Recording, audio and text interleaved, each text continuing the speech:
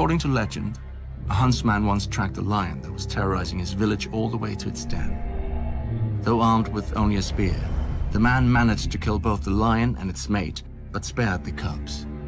This mercy so pleased the old gods that they sent a shaft of sunlight deep into the cave, gleaming off golden walls.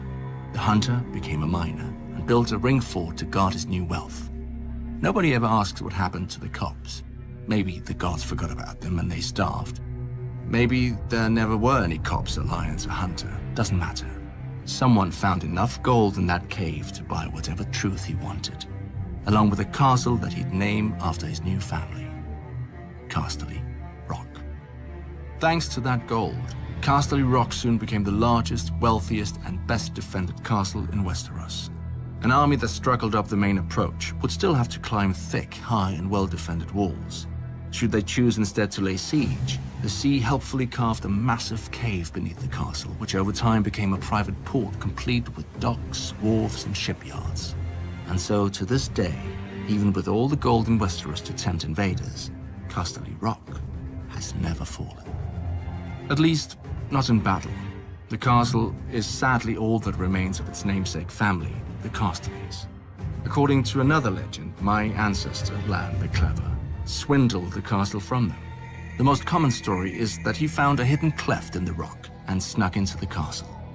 At night, he whispered threats into sleeping ears, howled in the darkness, planted one brother's treasures in the room of another, and so forth.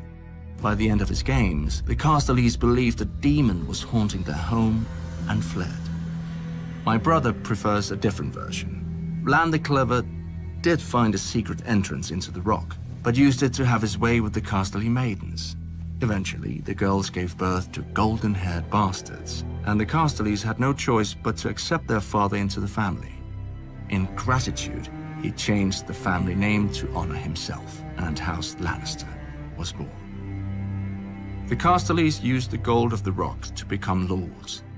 The Lannisters became kings. For thousands of years, the Kingdom of the Rock ruled the Westerlands.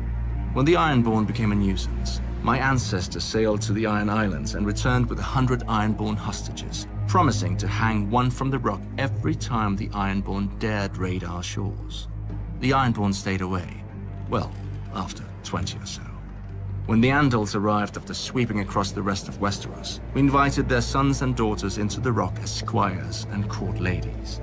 I don't think we ever had to hang any of them. Finally, Aegon the Conqueror defeated us on the Field of Fire, and my ancestor knelt. Still, little changed but titles and taxes. For when Visenya Targaryen saw the rock, she gave thanks that my ancestor had met Aegon on the field. Even Dragonflame would have washed over the castle like the waves and left just as much a mark. But now the mines are dry, and Casterly Rock is just that, a rock. Our gold has passed into legend just like the merciful huntsman and Lan the Clever, as will our family if we lose this war.